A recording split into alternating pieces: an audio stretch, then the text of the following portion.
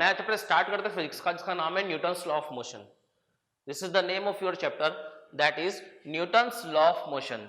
अभी अपन मैकेनिक्स के अंदर वेक्टर्स पढ़ के आए हैं, काइनेमेटिक्स पढ़ के आए हैं, अपन यहाँ पर न्यूटन्स लॉ ऑफ मोशन पढ़ रहे हैं।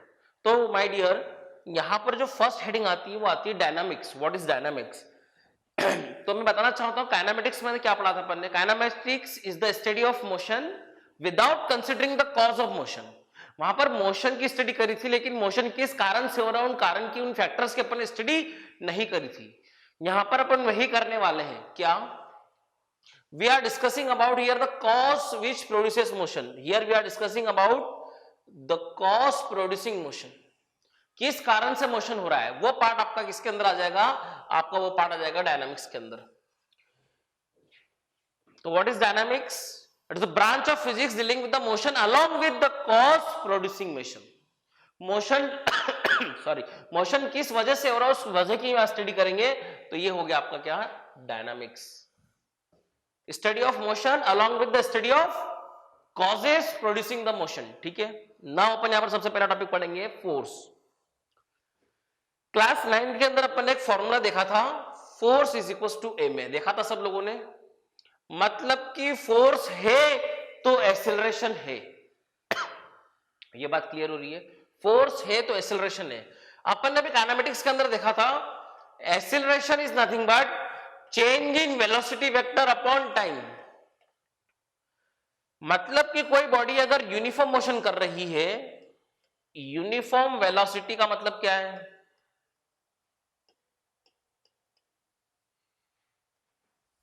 कि कोई बॉडी अगर स्ट्रेट लाइन में चल रही है तो ना तो उसकी डायरेक्शन चेंज होना चाहिए और ना ही उसका मैग्नीट्यूड चेंज होना चाहिए। मान लो कि कोई बॉडी अगर चल रही है 5 मीटर पर सेकेंड से, एग्जांपल दे रहा हूं, समझने की कोशिश करना यहां पर।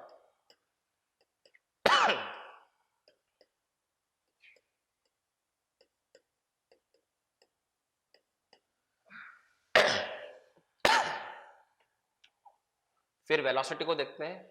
वेलोसिटी के अंदर क्या क्या होता है? मैग्नीट्यूड भी होता है और क्या होता है? डायरेक्शन। क्योंकि कौन सी क्वांटिटी है? वेक्टर क्वांटिटी है। यूनिफॉर्म वेलोसिटी मतलब क्या? ना तो वेलोसिटी का मैग्नीट्यूड चेंज होना चाहिए, नहीं डायरेक्शन चेंज होना चाहिए। दोनों की दोनों क्या होना चाहिए? सेम रहना चाहिए। अगर मैग्नीट्यूड भी सेम है, डायरेक्शन भी सेम है, तब अपन बोल सकेंगे कि the body is moving with uniform velocity. अगर वेक्टर का मैग्नीट्यूड चेंज हो जाए या वेक्टर की डायरेक्शन चेंज हो जाए या दोनों चेंज हो जाए, वेक्टर डिफरेंट माना जाएगा। तो मेरे कहने का मतलब है कि एक्सेलरेशन होता है चेंज इन वेलोसिटी, और वेलोसिटी में चेंज कब माना जाएगा? या तो उसके मैग्नीट्यूड में चेंज हो जाए, या उसकी डायरेक्शन में चेंज हो जाए, या दोनों में चेंज हो जाए। यहां पर ना मैग्नीट्यूड में चेंज है और नहीं डायरेक्शन में चेंज है। मतलब कि यूनिफॉर्म वेलोसिटी के अंदर चेंज इन वेलोसिटी जीरो है। If there is no change in velocity, अगर ये जीरो है तो एक्सेलरेशन भी क्या हो जाएगा? Therefore it's acceleration is zero.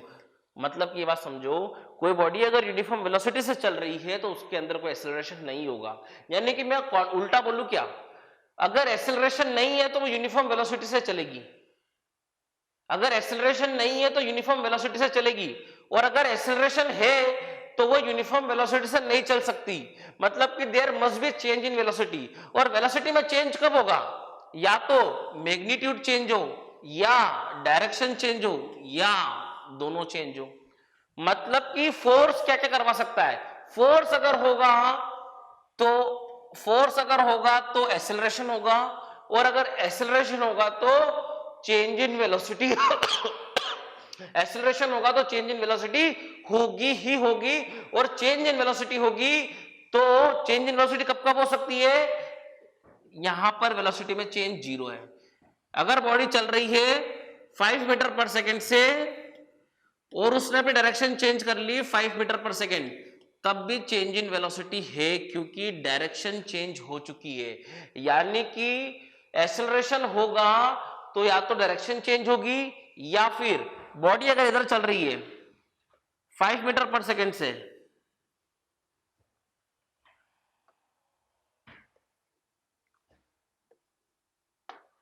Body अगर चल रही है 5 मीटर पर सेकेंड से, और अगर इस डायरेक्शन में एक्सेलरेशन है तो उसकी स्पीड कहीं ना कहीं 50 मीटर पर सेकेंड हो जाएगी। स्पीड को बढ़ाएगा ये। और अगर इसकी स्पीड इधर है 5 मीटर पर सेकेंड और फॉर एग्जांपल 50 मीटर पर सेकेंड, और अगर एक्सेलरेशन इधर है तो बॉडी कहीं ना कहीं जाके रुक जाएगी, क्योंकि ये इसको क्या करेगा, रिटार्ड करवाएगा। मतलब कि एक्सेलरेशन होगा तो डायरेक्शन भी चेंज हो सकती है, या मैग्नीट्यूड भी बढ़ सकता है, या मैग्नीट्यूड भी घट सकता है। मतलब कि causes of acceleration is to change the magnitude of velocity. It may increase or it may decrease. It may either change the direction or it may change both magnitude as well as direction. And one more thing, acceleration may change shape or size of the body. मतलब कि अगर force है तो what is force actually, force is nothing but push और pull विच either changes. दो प्रकार की state होती है, या तो एक होगा स्टेट ऑफ रेस्ट या फिर होगा यूनिफॉर्म मोशन। या तो बॉडी चलेगी ही नहीं तो बॉडी क्या कहलाएगी, इसकी वेलोसिटी क्या कहलाएगी, जीरो। या तो बॉडी चल रही है तो यूनिफॉर्म मोशन कर रही है। तो दोनों केस के अंदर एक्सेलरेशन क्या हो जाएगा, वेलोसिटी तो जीरो हो गई रेस्ट के लिए, वहां पर एक्सेलरेशन हो सकता है, that is acceleration due to gravity, अगर फ्री फॉल कर रहा है तो। ठीक है, मेरे कहने का मतलब ये है, अगर फोर्स है तो फोर्स इज समथिंग पुश और पुल विच चेंजेस और tends to change the state of rest और the state of uniform motion. मतलब अगर फोर्स है तो बॉडी यूनिफॉर्म मोशन कतई नहीं कर सकती, क्योंकि फोर्स है तो एक्सेलरेशन होगा, और एक्सेलरेशन है तो चेंज इन वेलोसिटी होगी होगी, और वेलोसिटी चेंज हो रही है यानी कि state of uniform motion change हो रहा है। तो what is force, the force is push और पुल विच चेंजेस और tends to changes state of rest or state of uniform motion, or it may change the direction of a moving object. Now force is the interaction between the object, the source, providing the push or pull. It is a vector quantity. Force is again a vector quantity. जिस direction में acceleration होगा उसी direction में force होगा, या फिर जिस direction में फोर्स है उसी डायरेक्शन में एक्सेलरेशन भी होगा। एक ही बात है, कुछ भी बोलो। ठीक है, यानी कि अगर फोर्स है तो वो फोर्स क्या क्या करवाएगा, अभी देखा अपन ने, इट में चेंज ओनली स्पीड। देखो, या तो इसने क्या करवाया, एक्सेलरेशन ने स्पीड को बढ़ाया या स्पीड को घटाया। इट में चेंज ओनली डायरेक्शन, देखो यहाँ पे सिर्फ क्या करवाया उसने, डायरेक्शन को ही चेंज करवाया, स्पीड को नहीं बढ़ाया और नहीं घटाया। ये दोनों को भी चेंज करवा सकता है। इट में change both speed as well as direction, और इट में change size and shape of the body. इतनी चीजें आपको क्लियर हो रही है। अगर एक्सेलरेशन है तो यूनिफॉर्म मोशन नहीं हो सकता। यूनिफॉर्म मोशन कब कब नहीं होगा, या तो सिर्फ मैग्नीट्यूड चेंज हो जाए, या तो सिर्फ डायरेक्शन चेंज हो जाए, या तो सिर्फ दोनों चेंज हो जाए। तो मतलब पहले के 3 पॉइंट तो क्लियर है। अ फोर्स में change the speed, it may change direction only, it may change both magnitude as well as direction। तो ये फोर्स के कॉजेज हैं। अगर फोर्स है तो एक्सेलरेशन होगा, और एक्सेलरेशन है तो यूनिफॉर्म मोशन नहीं हो सकता, और यूनिफॉर्म मोशन नहीं है तो वेलोसिटी में चेंज होगा। वेलोसिटी में चेंज कब कब हो सकता है, या तो मैग्नीट्यूड चेंज हो, या डायरेक्शन चेंज हो, या दोनों चेंज हो। ठीक है, नेक्स्ट देखते हैं अपन। अब अपन देख रहे हैं क्या पढ़ा था अपन ने, force is nothing but mass into acceleration. अपन आगे भी पढ़ने वाले हैं, जस्ट एग्जांपल ले रहा हूं मैं। अब यहां पर अगर मैं देखूंगा तो मैंने मास को किस में लिखता हूं, केजी के अंदर, और एक्सेलरेशन को लिखता हूं मीटर पर सेकेंड स्क्वायर के अंदर। ये ऐसा यूनिट हो गई। और मैंने बोला 1 केजी मीटर पर सेकेंड स्क्वायर को ही बोला जाता है 1 न्यूटन। क्या बोला जाता है, 1 न्यूटन। इसका अपन सीजीएस कन्वर्जन देखते हैं। तो 1 केजी को अपन अगर सीजीएस कन्वर्ट करेंगे, सीजीएस मतलब सीजीएस नाम से क्लियर है, सेंटीमीटर ग्राम सेकेंड। अभी अपना कैसा था, एमकेएस था, मीटर किलोग्राम सेकेंड। तो मैं इसका सीजीएस कन्वर्जन कर रहा हूं, तो किलोग्राम को क्या लिखूंगा मैं, 10⁻³ gram. 1 kilogram is 10⁻³ gram, and 1 metre is 10⁻² centimetre per second square. ये हो जाएगा 1 न्यूटन। तो ये कितना हो गया, 10⁵ gram centimetre per second square is 1 Newton, और इसी को बोला जाता है डाइन। तो 10⁵ डाइन, DYNE।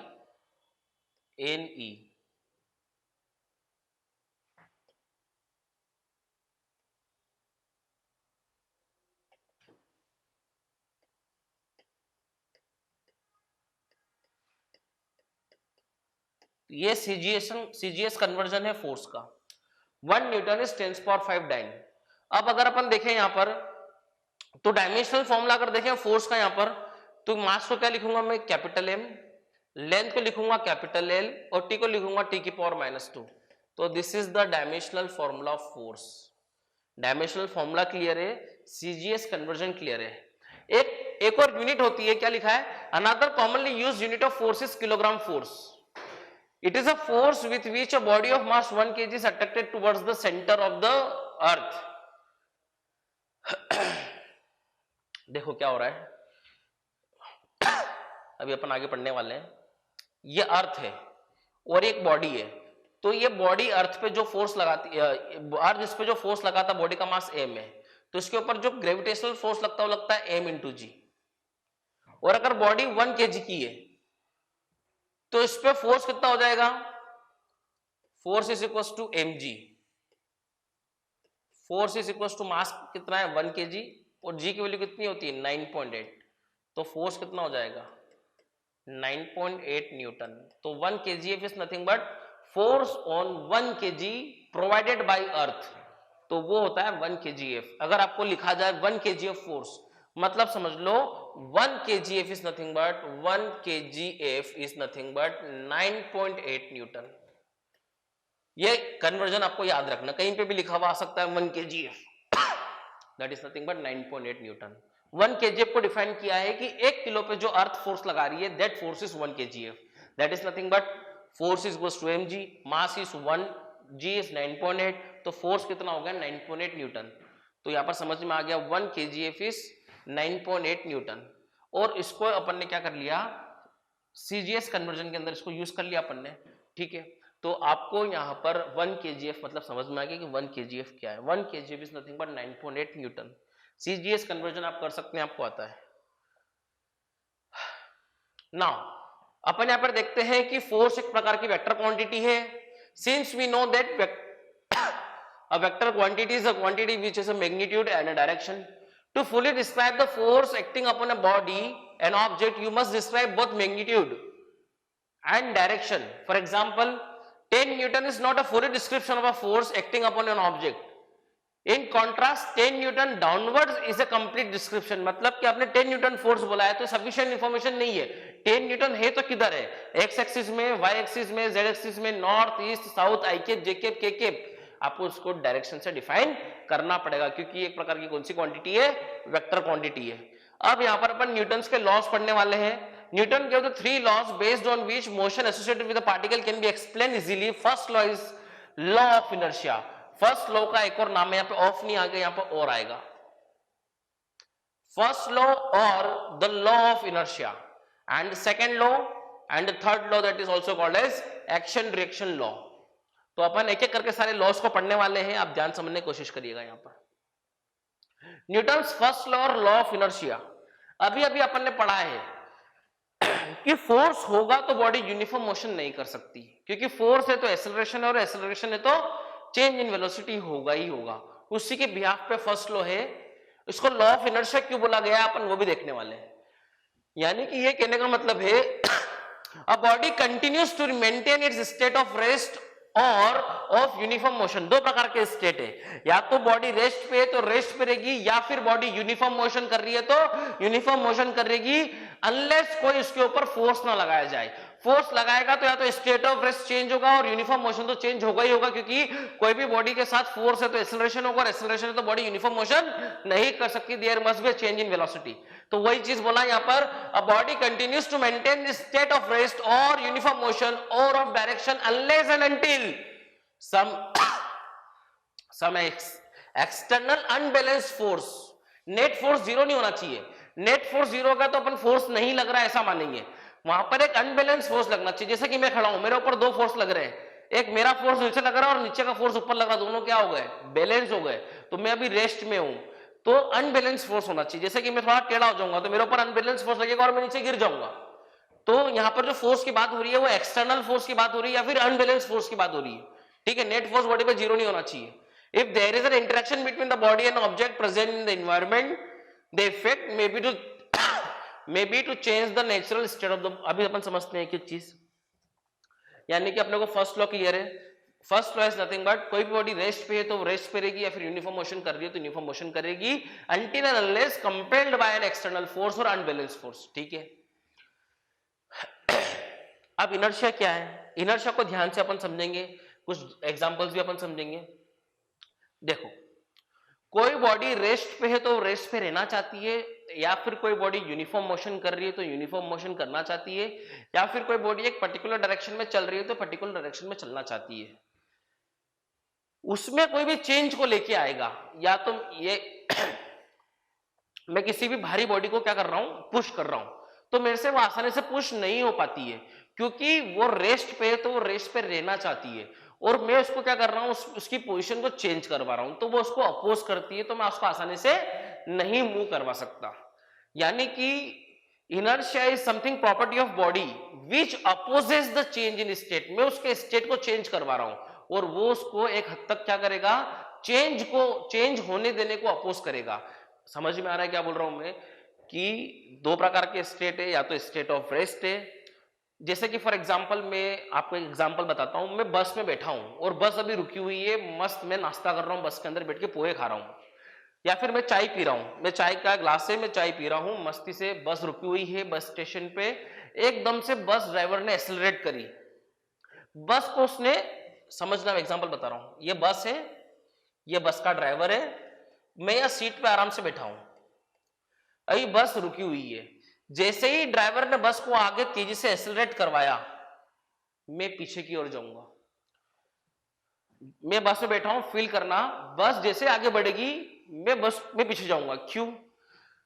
जब बस रुकी हुई थी तो मैं भी बस के साथ में क्या था, रुका हुआ था, मेरी बॉडी का लोअर पोर्शन सीट पे बैठा था, वो भी क्या था, बस के साथ साथ रुका हुआ था। जैसे ही बस आगे गई, मेरी अपर बॉडी पीछे गई, मेरी अपर बॉडी उसमें उस समय रेस्ट में थी, बस के साथ में वो रेस्ट में थी, जैसे ही उसको मैंने आगे मोशन करवाया, उसने उसको क्या किया, लीन फॉरवर्ड करके लीन बैकवर्ड करके इसने उसको क्या किया, अपोज किया। फॉर एग्जांपल समझना फिर से, बस यहां पर यूनिफॉर्म वेलोसिटी से चल रही है, यूनिफॉर्म वेलोसिटी मतलब डायरेक्शन भी चेंज नहीं हो रही है, यूनिफॉर्म वेलोसिटी, ना तो डायरेक्शन चेंज हो रही है ना कुछ चेंज हो रहा है, बस बढ़िया चल रही है। मान लो बस चल रही है 80 किलोमीटर पर आवर से, 80 किलोमीटर पर आवर से बस चल रही है, मैं बस में बढ़िया बैठा हूं, कोई दिक्कत नहीं है। जैसे ही सडनली ड्राइवर ने ब्रेक्स अप्लाई किए, क्या अप्लाई किए, ब्रेक्स अप्लाई किए, मतलब क्या अप्लाई किया, रिटार्डेशन, वो भी कौन सी डायरेक्शन के अंदर, अपोजिट डायरेक्शन के अंदर। ब्रेक अप्लाई करने का मतलब है कि रिटार्डेशन अप्लाई करना मतलब एक्सेलरेशन अपोजिट डायरेक्शन में अप्लाई करना, जिधर जा रहे हैं उसके अपोजिट। तो मैंने एक्सेलरेशन पीछे अप्लाई किया, जैसे ही मैं बस में जा रहा था, बस आगे चल रही थी बढ़िया, कोई दिक्कत वाली बात नहीं थी, बस यूनिफॉर्म मोशन कर रही थी, मेरे को भी कोई दिक्कत नहीं था, मेरी पूरी बॉडी यूनिफॉर्म मोशन के साथ साथ कर रही थी। जैसे ही उसने ब्रेक लगाया, सडनली मैं कहाँ गिरूंगा, मैं आगे गिरूंगा। देखो फील करो, जैसे मैं बस में जा रहा हूं, बस चल रही आगे, एकदम से ब्रेक लगाया, आप कहाँ जाके गिरते हो, आगे गिरते हो। क्यों? आप पहले आगे जा रहे थे और आप अभी भी आगे जाना चाहते हो, जैसे ही इसने आपके स्टेट को चेंज करवाया तो आप बोलोगे कि नहीं भाई चेंज मत करवा, मैं जिधर जा रहा था मैं उधर ही जाना चाहता हूं। This is what, something inertia. आपको समझ में आ रहा है मैं क्या बोल रहा हूं, कि अगर बस रुकी हुई है, आप भी रुके हुए हो, जैसे ही मैं आपको आगे ले जा रहा हूं, आपने कुछ हद तक उसको रोका, मतलब कि आपने अपने स्टेट को, कौन सा स्टेट था, state of rest, state of rest में आप थे, अब स्टेट ऑफ रेस्ट में रहना चाहते थे, आपने जैसे ही एक्सेलरेट करवाया, मैंने उसको एक हद तक अपोज किया, मतलब कि मैं मेरे स्टेट ऑफ रेस्ट में जो चेंज लेके आना चाहता हूं, ये क्या है, चेंज। ये क्या लेके आ रहा है, चेंज। तो उस चेंज को मैं क्या करता हूं, अपोज। तो कौन सी प्रॉपर्टी अपोज करती है वो, that property which opposes the change in state of rest, that is nothing but inertia of rest. यहां पे आ जाएगा वो इनर्शिया ऑफ रेस्ट। ये क्या हो गया, इनर्शिया ऑफ रेस्ट। ये बॉडी क्या कर रही थी, ये बॉडी यूनिफॉर्म मोशन कर रही थी, आप यूनिफॉर्म मोशन करना चाहते थे, आपके यूनिफॉर्म मोशन के स्टेट को इसने क्या करा, रोका, तो आपने क्या किया, उसको अपोज। तो यहां पर आ गया my dear inertia of motion, मतलब कि आप मोशन में रहना चाहते थे, मतलब कि आप मोशन में रहना चाहते थे, आपके मोशन के स्टेट को रोका, तो आपकी बॉडी की property that is what, inertia of motion opposes the change in state of uniform motion. क्या बोला जा रहा है यहां पे, फिर से बोल रहा हूं, you are in rest and you want to be in a state of rest, this acceleration opposes your state of rest, and the inertia of rest is a property of your body which opposes this change in state of rest, is called inertia of rest. Now यह body uniform velocity से चल रही है, ये uniform motion कर रही है, इसका स्टेट कौन सा है, this state is state of uniform motion, state of uniform motion.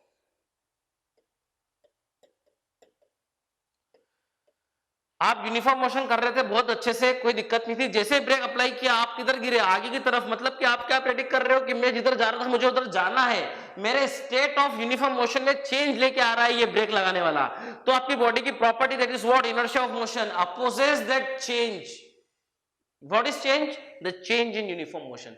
Uniform motion में चेंज लाने को अपोज करने वाली प्रॉपर्टी इनर्शिया ऑफ मोशन है। फिर से मैं एक पर्टिकुलर डायरेक्शन में चल रहा था, ये रोड है मेरा, यहां से सडनली ऐसा टर्न आता है, पहले बस चल रही है, यूनिफॉर्म मोशन चल रही है, ये बस के सारे पैसेंजर इधर जा रहे हैं बस के साथ साथ,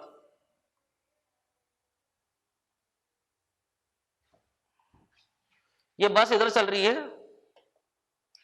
ये बस इधर चल रही है और ये बस इधर चल रही है, सब फील करना, अपन सब बस के अंदर बैठे हैं, बहुत सारे पैसेंजर बस के अंदर है, बस चल रही है, उसने सडनली क्या किया, टर्न ले लिया लेफ्ट, तो सारे के सारे पैसेंजर, बस चल रही है, जैसे इधर टर्न लिया सारे पैसेंजर इधर हो जाएंगे।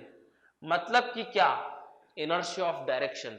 आप चल रहे थे एक पर्टिकुलर डायरेक्शन में, यूनिफॉर्म मोशन कर रहे थे, क्या कर रहे थे, डायरेक्शन चेंज नहीं हो रही, मतलब यूनिफॉर्म मोशन चल रहे थे, स्पीड भी सेम थी, मेरी स्पीड थी 50 किलोमीटर पर आवर, जैसे ही सडनली मैं टर्न लूंगा तो मेरी डायरेक्शन चेंज होगी, तो मेरी वेलोसिटी में चेंज आएगा।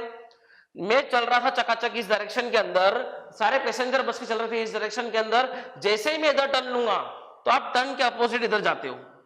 आप फील करो, ये ड्राइवर हूं मैं गाड़ी का, देखो ड्राइवर गाड़ी चला रहा हूं मैं सडनली इधर टर्न लेता हूं, सारे पैसेंजर किधर जाते हैं, इधर जाते हैं, मैं सडनली अगर इधर टर्न लूंगा तो सारे पैसेंजर इधर आ जाएंगे। मतलब कि क्या, आप अगर पर्टिकुलर डायरेक्शन में चल रहे हो with the same speed, you want to be in that particular direction, आप वह चाहते हो, और ये गाड़ी जा रही है इधर, तो आपने उसकी डायरेक्शन चेंज होने को क्या किया, एक हद तक अपोज किया। किसने अपोज किया, इनर्शिया ऑफ डायरेक्शन ने अपोज किया,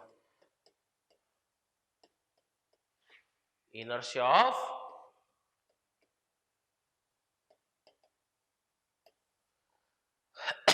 क्या क्या पढ़ लिया, inertia of rest, inertia of motion, inertia of direction. मतलब क्या, आप एक पर्टिकुलर डायरेक्शन में चल रहे हो, आप पर्टिकुलर डायरेक्शन में चलना चाहते हो, अगर आप डायरेक्शन चेंज करोगे तो डायरेक्शन चेंज को वो क्या करेगा, अपोज करेगा। कौन अपोज करेगा, इनर्शिया ऑफ डायरेक्शन आपको एक पर्टिकुलर डायरेक्शन में एक हद तक मेंटेन करवा के रखेगा। अब जितना ज्यादा हेवियर बॉडी होगी उतना ज्यादा उसका इनर्शिया होगा, क्योंकि उसको हिलाने में, उसके अगर यहां पर एक बहुत बड़ा पत्थर रखा जाए तो मेरे को उसको उसके स्टेट ऑफ रेस्ट में है, वो उसको हटाने में बहुत मुश्किल आएगी। क्यों, heavier the mass more will B it's inertia. यानी कि एक और चीज समझ में आ रही है, inertia is proportional to mass, inertia is proportional to the mass of the body, more the mass more will be the inertia. Inertia of rest clear है, आप रेस्ट में हो, आप रेस्ट में रहना चाहते हो, कोई आपके रेस्ट को छेड़छाड़ करेगा तो आप उस छेड़छाड़ को अपोज करोगे, that is what, inertia of rest. आप यूनिफॉर्म मोशन कर रहे हो, आप यूनिफॉर्म मोशन करना चाहते हो, तो कोई भी यूनिफॉर्म मोशन को चेंज करवाएगा तो उस चेंज को आप अपोज करोगे, that is what, inertia of motion. आपकी बॉडी की property which changes, which opposes the change in uniform motion. sorry, you are moving in a particular direction and you want to remain in that direction, और वो कौन रोक के रखेगा आपकी change को? इनर्शिया ऑफ डायरेक्शन आपको रोक के रखेगा। गाड़ी टर्न जिधर लेती है आप उसके अपोजिट जाते हो, क्यों जाते हो? आपकी बॉडी की प्रॉपर्टी है, that is what inertia of direction. ठीक है, इतनी चीजें क्लियर हो गई है। तो इनर्शिया वर्ड से आपको इतनी चीजें क्लियर हो गई है। इनर्शिया ऑफ रेस क्लियर है, इनर्शिया ऑफ मोशन क्लियर है, इनर्शिया ऑफ डायरेक्शन क्लियर है। More the inertia, more the mass, more will be the inertia. अब यहाँ पर कुछ कुछ एग्जांपल्स हैं अपन देख रहे हैं। When the bus suddenly starts और stop, the passenger tends to move backward और फॉरवर्ड। जैसे ही बस रुकेगी तो आप कहाँ जाएंगे? आगे जाएंगे। और जैसे ही बस स्टार्ट होगी तो आप कहाँ जाएंगे? बैकवर्ड जाएंगे। मतलब उसके आगे जाने को आप क्या करेंगे? अपोज करेंगे। ये चीजें। A carpet is beaten with stick to remove dust. It is also a property of inertia. अब एक एग्जांपल यहां पर दिया जाता है हमेशा। ये एक ग्लास है, एक ग्लास के ऊपर रखा हुआ है कार्डबोर्ड। क्या रखा हुआ है? कार्डबोर्ड। और कार्डबोर्ड पे कॉइन रखा हुआ है। क्या रखा हुआ है? कॉइन। जैसे ही मैं इसको फट से जर्क दूंगा और ये कार्डबोर्ड इधर चले जाएगा, लेकिन कॉइन नीचे जाएगी। क्यों? That is also inertia. एक बॉलर अगर बॉल फेंकता है, ये बॉलर है, इसको अगर बॉल फेंकना है तो इसको अगर फास्ट बॉल फेंकना है तो ये दौड़ेगा और दौड़ के फिर ये यहां पे आके बॉल को फेंकेगा। क्यों ऐसा होता है? वो बॉलर दौड़ के आएगा तो यहां तक बॉलर की स्पीड अगर कुछ है तो वो स्पीड बॉलर की भी इधर होगी और इसकी जो फेंकने की स्पीड है वो भी यहां पर ऐड हो जाएगी। टोटल स्पीड यहां पर कितनी मिलेगी? Running speed as well as throwing speed. It is also an example of inertia. अगर एक एथलीट को लॉन्ग जंप लेना है तो खड़े खड़े लॉन्ग जंप नहीं ले सकता। वो एक रनिंग करके आएगा, सो दैट कि at the time of jumping वो मोशन में है और वो मोशन में रहना चाहता है, और मोशन में रहेगा तो उसको वहां पर स्पीड मिलेगी रनिंग की, और उसकी जंपिंग स्पीड उसमें ऐड होकर क्या हो जाएगी? उसकी स्पीड बढ़ जाएगी, तो वो एक लॉन्ग जंप ले पाएगा। क्या कहने का मतलब समझ में आ रहा है? मैंने यहाँ पर इनर्शिया समझाया आपको कि एक सॉरी, एक ग्लास है, ग्लास के ऊपर कपबोर्ड रखा है, कपबोर्ड के ऊपर कॉइन रखा है, आपने कपबोर्ड को धकेला लेकिन कॉइन साथ नहीं गया, इनर्शिया, नीचे आया। वो उसके पास मास था, वो जहां था वो वहीं रहना चाहता है, आपने उसकी सरफेस हटा दी, वो नीचे गिरेगा। सेकेंड पॉइंट, बॉलर दौड़ रहा है, इनर्शिया ऑफ मोशन। वो मोशन में है, वो मोशन में रहना चाहता है, वो मोशन में रहेगा। वो प्रॉपर्टीज को यहां पर हेल्प करेगी क्योंकि ये दौड़ते दौड़ते बॉल को फेंक रहा है, तो उसकी running speed as well as throwing speed दोनों क्या हो जाएगी? ऐड हो जाएगी। स्पीड ऑफ बॉल जो वो फेंक रहा है वो बढ़ जाएगी। वो खड़े खड़े फेंकेगा तो सिर्फ क्या होगा? थ्रोइंग स्पीड रहेगी, लेकिन दौड़ के आगे फेंकेगा तो जो उसकी रनिंग स्पीड उसमें ऐड हो जाएगी और थ्रोइंग स्पीड दोनों उसके अंदर ऐड होगी। That is inertia of motion. आप मोशन में थे, मोशन में रहना चाहते थे, और मोशन में रहते हुए आपने फेंक दिया उसको। वही एथलीट जंप करेगा एक, तो वो दौड़ के आएगा तो उसकी जंपिंग स्पीड और रनिंग स्पीड दोनों क्या हो जाएगी? उसके अंदर ऐड हो जाएगी। तो इतनी बात आपको क्लियर हो रही है।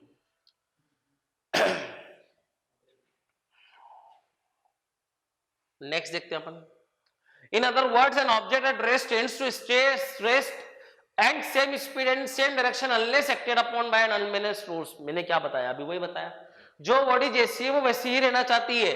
In other words, an object at rest tends to stay at rest, और सेम स्पीड से चल रहा है तो सेम स्पीड चलेगा, सेम डायरेक्शन में चलना चाहता तो वो सेम डायरेक्शन में चलेगा, अनलेस कंपेल्ड बाय और unless acted upon by an unbalanced force, जब तक उसके ऊपर फोर्स ना लगे। The behavior of all objects can be described by saying that object tends to keep on doing what they are doing unless acted upon by an unbalanced force. There are two types. There are two parts of the statement to the Newton's first law. One which predicts the behavior of stationary object, and another which predicts the behavior of moving object. ये first law के consequences है कि कोई object जो कर रहा है वो वही करना चाहता है जब तक कि कोई फोर्स ना लगे। यानी कि एक बिहेवियर बताएगा स्टेशनरी ऑब्जेक्ट का, और एक बिहेवियर बताएगा ये ऑफ होगा ऑफ, और एक बिहेवियर बताएगा मूविंग ऑब्जेक्ट का। ठीक है, तो इतनी चीज आपको समझ में आ गई है।